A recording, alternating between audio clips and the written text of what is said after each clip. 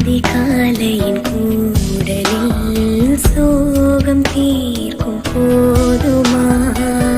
நிழல் தேடிடும் ஆண்மையும் நிஜம் தேடிடும் பெண்மையும் ஒரு போர்வையில் வாழும் இன்பம் தெய்வம் தந்த சொந்தமா என்னாயுள்